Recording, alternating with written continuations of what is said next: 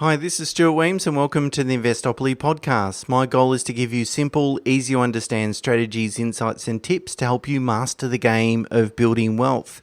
And before I get started in this week's episode, I'd just like to ask or remind you that if you enjoy this podcast, please share it with family and friends. And most importantly, if you're able to leave a rating wherever you listen to your podcast, that certainly helps with the rankings, and it means that it's found by more new listeners, and the more the merrier. So that would be of great help if you're able to do that. Okay, so let's get into this week's topic then. One that I think might be a little bit controversial, and I'm most interested to see sort of what response it generates. Now, conventional wisdom is that it is much harder to buy property today than it was 2 or 3 decades ago. And in fact, a lot of parents, worry about how will my child get into the market, and so on and so forth. Today's podcast is really about potentially disabusing that notion and suggesting that in quite a few respects, it can be easier to buy property today. And for some people, it is actually easier to buy property today than 30 years ago. Now, that's not going to be, well, firstly, it's not a widely held opinion. So I'm sort of testing, the general conventional wisdom that property is a lot more expensive today. A lot harder to buy, I should say, not more expensive, harder to buy. And so, there's going to be a cohort of people that might be open to listening to my thesis. And there's some that are going to disagree. But I guess the whole point of this podcast is to really investigate and consider, what is conventional wisdom and how do we apply it, and really looking through, most of the rhetoric that is out there in the marketplace. Okay, so let's get into it then. There's a whole bunch of things that have changed over the last 20 to 30 years, to 40 years, that have made it easier to buy property, and most importantly, easier to buy the right property. Let me underline that, the right property, compared to 30 or 40 years ago. So really to work out how to use property to get ahead financially, I would say that's easier today than what it was 30 or 40 years ago. So let me then talk about all these advantages that I identified that have occurred or transpired over the last few decades. And then I will round it out by talking about, how does that relate to prices? Because obviously prices have risen substantially over the last 4 decades. And so put that in context. Okay, so let's get into it. And it will be a little bit of a longer podcast today, so I apologise for that. The first point or observation, I guess, is that there is a abundance of information, knowledge, strategies and advice that are available mostly through the internet, and mostly for free compared to even 20 plus years ago. Now, we know the right advice is critical in terms of building wealth. Because firstly, it doesn't waste time. You don't waste time going down the wrong road. And secondly, you don't lose money by investing in the wrong investment or taking the wrong approach and so forth. So instead of learning by trial and error, which a lot of people do, if you're able just to download a whole bunch of good advice into your head and follow that, then you're miles ahead of the pack. Now, there's a huge amount of information, as I said, podcasts like this one, blogs, forums, books, websites, software, apps, you name it. There's a lot out there to help you. Now, that's a double-edged sword. Sometimes it's difficult to really sort through, the good information from the bad information. But the point is that if you want to find it, it's certainly out there. I purchased my first property almost exactly 25 years ago, and no such information was available. There were a few books around property investing, but there really weren't many. And really the only way you could learn about these sorts of things is if you were lucky enough to, know someone that had been successful with property investing. and then hopefully just sort of follow their advice. Even when it came to getting a mortgage for that first property that I purchased, there really wasn't any information about mortgages, loan structuring, tax considerations, all the sort of stuff that we talk about today. I went to CBA and really just relied on the mobile lender that came out to our home to sign up that mortgage. And on reflection, that individual certainly wasn't setting the world alight or going to win any awards with respect to the advice they provided. But today, of course, you can find out, what sort of deposit do you need to get into the market very quickly. You can find out how to maximise your borrowing capacity. You can go to a mortgage broker and they can scour 35 lenders in one foul swoop and work out which lender has the highest borrowing capacity to allow you to buy the highest quality asset. You can work out what makes a property investment grade and where the growth is. You can search specific properties and streets and locations to have a look at past growth rates and performance and so forth to identify, or at least identify growth areas and investment grade locations, and also, give you an idea of what your potential future capital growth can be. There is just so much available information in order to get ahead by using property, whether it's investing in property or an owner-occupied property, but to make the right decision. That's so much easier today than it was 20 or 30 years ago. As they say, knowledge is power. The next observation would be borrowing capacity. 30 to 40 years ago, borrowing 3 times your gross income was seen as relatively high risk. That was a big loan amount. Today, according to the banking regulator, APRA, it classifies a high-risk borrower as anyone that borrows more than 6 times their gross income. Now, of course, I've come across people that have borrowed more than 10 times their gross income, and of course, I'm not suggesting that's a good idea. In fact, there's no perfect rule of thumb that applies perfectly to every situation, but in general terms, I think 10 times income is too much. In fact, way too much for most people, and over borrowing is risky and so forth. But somewhere between 6 to 8 times, as a general rule, isn't always risky. Now, for some people, that is going to be too much. For others, that is going to be comfortable. So, these rules of thumb in terms of multiples of gross income are just guides. They're not a perfect rule to live by.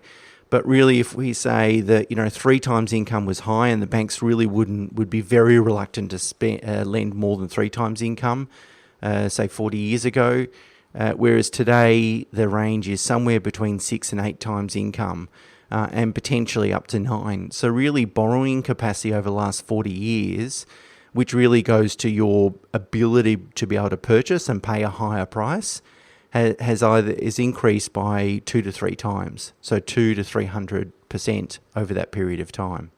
Now, in terms of LVRs, again, 40 years ago, 80% was the max. You can borrow today 95%, so you're really leveraging that deposit base a lot more than what you could many decades ago. The downside, of course, is you have to borrow more to get into the market. So I'm not discounting, I'm not saying it's more affordable to do that. I'm just talking about the ease of getting into the market. Well, certainly an increase in borrowing capacity has assisted or made it easier to get into the market. Of course, there's a lot of temptation around today as well, which sort of counteracts some of this. There wasn't really, think about 40 years ago, the internet didn't exist. If you wanted to go buy something at a store, it's really, how close is a store geographically to you, and their product range will really dictate, what your opportunities are. So, if you wanted to go and buy sugar, there was one brand of sugar and that was your only option. Today, there are several options, and so there's a lot to spend your money on today. If you're not disciplined, you can get sucked into the marketing and spend a lot more and want a lot more, in terms of quality of furniture or fittings or, clothing or jewelry or whatever it might be. right? So there's a lot of temptation out there, and that can, that's obviously difficult for people to deal with, particularly younger people that might want everything and without sacrificing. So whilst borrowing capacity is increased, that sort of counteracts it a little bit, or in some people's situations, a lot. And that's a difficult battle to fight, particularly for most young people, as I said. Okay, the next observation is really earning capacity and employment opportunities. The internet has certainly made it a lot easier to connect with people around the world. And that means that depending on your occupation, you can explore job opportunities that are far afield. And in fact, given the increased acceptance from work from home, it means that, it's not even necessary for you to be in the same country as your employer. And so whilst these advancements make the job market more competitive, arguably, for some occupations, it's literally opened up a world of opportunities. And so for first-time buyers, they can explore a lot more opportunities today to increase their income at a relatively rapid rate than what was possible, say, 3 or 4 decades ago. Now, I'm going to talk about incomes a little bit more later on when I sort of bring this all back to current or relate it to current prices and give you a couple of examples. But the general theme is that if you want to earn more and you want to find every opportunity to increase your income, well, that's easier to do today, or at least that information is easier to find today than it was 20 to 30 years ago. Of course, if your occupation doesn't allow that and you want to work on a side hustle or something like that, an additional sort of income stream, again, there's oodles of information to certainly help you in order to do that. So your ability to increase your income today compared to 20, 30 or even 40 years ago is not even in the same ballpark. Again, that's not going to apply to every occupation, of course, but for lots of occupations, that's true. Okay, the third observation is really family guarantees and the bank of mum and dad. And I've done a podcast previously on what's called the inheritance tsunami that's coming our way over the next 20 to 30 years as baby boomers pass on their wealth to their children. But that has a big impact today. So, one of the biggest impediments of getting into the market is really having a minimum deposit. And first home buyers need around about 12%, so 5% deposit plus about 7% for costs. And that can take a long time to save. Whereas if you've got a parent that's willing to give you a family guarantee, so use equity in their property as security for your loan, the first home buyer's loan to get into the market, that can circumvent the time that would be needed to save that deposit. Meanwhile, as you're busy saving that deposit, the prices, property prices in the market typically are increasing, and often increasing at a rate that faster than you can save, which is a bit of a conundrum. So whether it's a family guarantee, using equity in parents' property, or whether it's in early inheritance or a loan or a gift or something like that, at least there's a lot more options, or at least property buyers are using a lot more of these options, and they weren't available 20 plus years ago, that was for sure.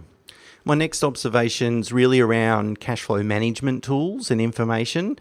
So in order to establish good cash flow management habits, there is a lot of information available in terms of establishing really strong saving habits. And there's a twofold benefit to that. Obviously, the more you save, the sooner you can get into the market if you're a property buyer. And secondly, it will demonstrate not only to you but also the lender that you do have surplus income, and that will help with demonstrating your borrowing capacity. And of course, there's a large array of tools and apps and so forth that help you do that and track spending and develop a budget and then track that budget and so forth. And a lot of those weren't available several years ago. In fact, last week's podcast, I talked about a good cash flow management strategy. Now, of course, as I mentioned previously, there's a lot more to spend your money on. There's a lot more temptation around today than there was 20 or 30 years ago. So that can be difficult to counteract. But certainly if I want to find a way to manage my cash flow better today, I can do that very easy on the internet within a short space of time without it costing me any money.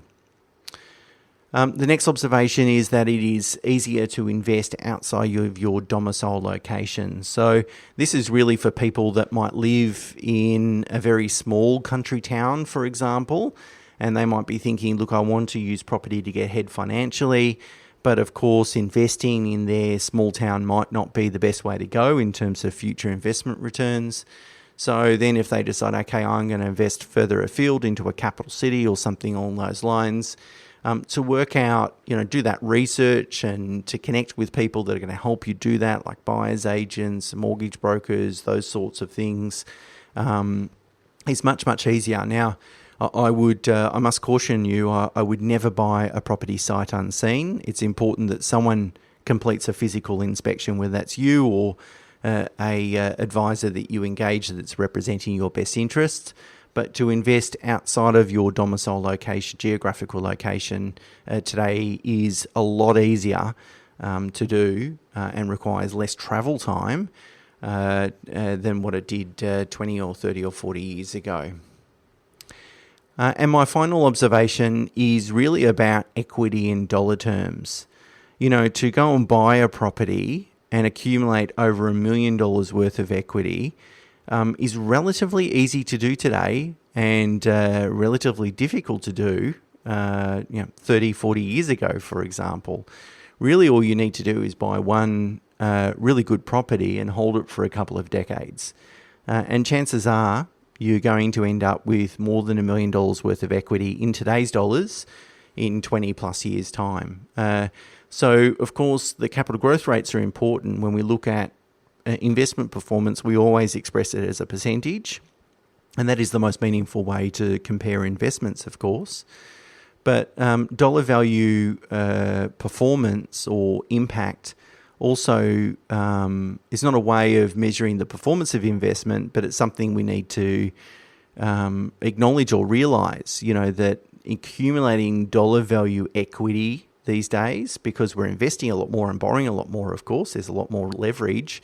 As a result, though, over longer periods of time, there's a lot more equity too in dollar terms. And we've got to pay for expenses in retirement with dollars rather than percentages, so it is relevant from that perspective. Now, of course, you've got to service that debt and eventually repay it, or whether that's by selling the property or repaying it from cash flow and so forth. So I'm not ignoring the fact that there is high leverage. High leverage means typically higher risk, and it's not for everyone.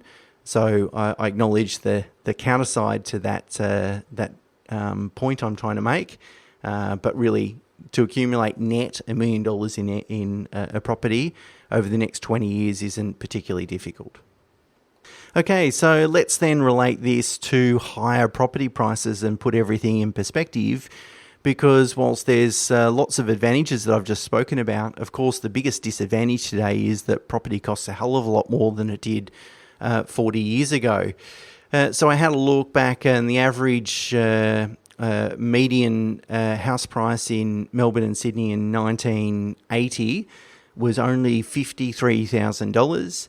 Adjusting for inflation, that equates to $268,000 today, but still really cheap, right? Given the average median house in September 2022, that quarter was $1.2 million. So really property has, the price of property in real terms over the last 42 years has gone from $268,000 to $1.2 million times, or really have increased by 4.5 times. So then let's relate that increase to the increase in both borrowing capacity and incomes. So let's talk about incomes first. Now, I'm not talking about the average Australian income. I'm saying there's a cohort of people that have benefited from higher incomes over the last few decades as a result of some of the things that I've spoken about.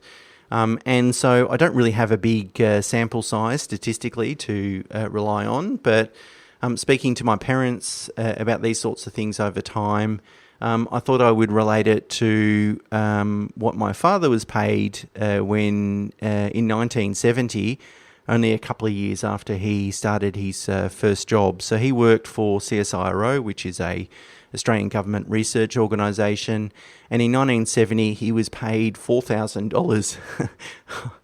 It actually makes me laugh. In context for today, it's obviously a tiny salary. That's an annual salary. And really that equates to about $53,500 today after you adjust for inflation. I had a look at CSIRO's enterprise agreement, and for his band, his salary band, he would be paid around about $100,000 today. So since 1970, in real terms, salaries at CSIRO have doubled, which it suggests or shows that incomes have certainly risen in real terms quite a bit over the last number of decades. He retired in 2001, and in real terms, his salary has increased by about 30% since 2001. So if it's doubled since 1970 and increased about 30% since over the last 21 years, it shows that that mostly incomes have increased substantially over the last 20 to 30 years, more so than the previous 20 years. So in the 70s, or really incomes have increased really in the almost 90s and 2000s. That's where we've seen most of the income increase. If I look at my own situation, I landed my first job as a graduate accountant, very boring job, in 1998, and I was paid $24,000. Which is equivalent to $46,000 in today's dollars, accounting for inflation. At the moment, a graduate accountant would be paid somewhere between $55,000 and $60,000, maybe a little bit more than 60, who knows. So that suggests that incomes have increased by at least 25% over the last, 20, almost 25 years. So again, that sort of shows that's kind of in line with what my father experienced, or in his situation, the income increase was around 30%.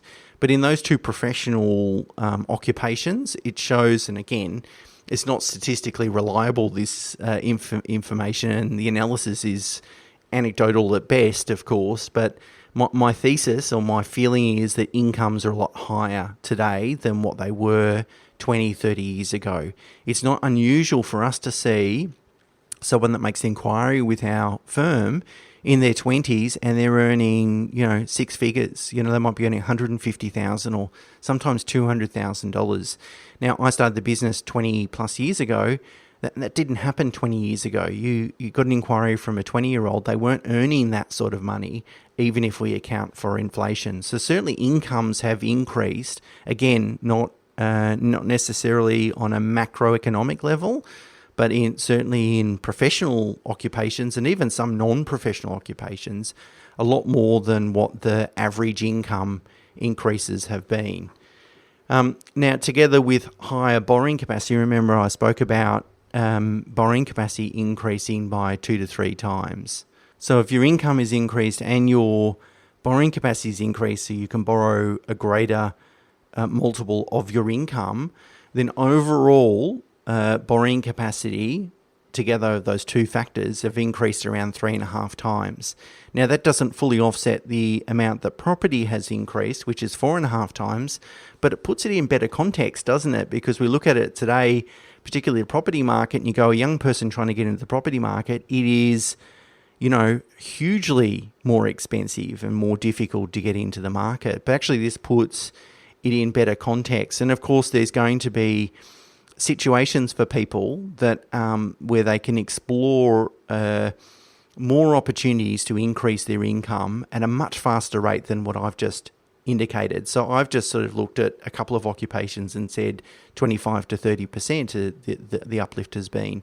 But really the reality is that for people that are really driven and that they're in the right occupations that allow it, there's a greater opportunity to increase their income at a much faster rate than what would have been achievable many decades ago, which is going to have a a compounding impact, and maybe it fully offsets the price increases.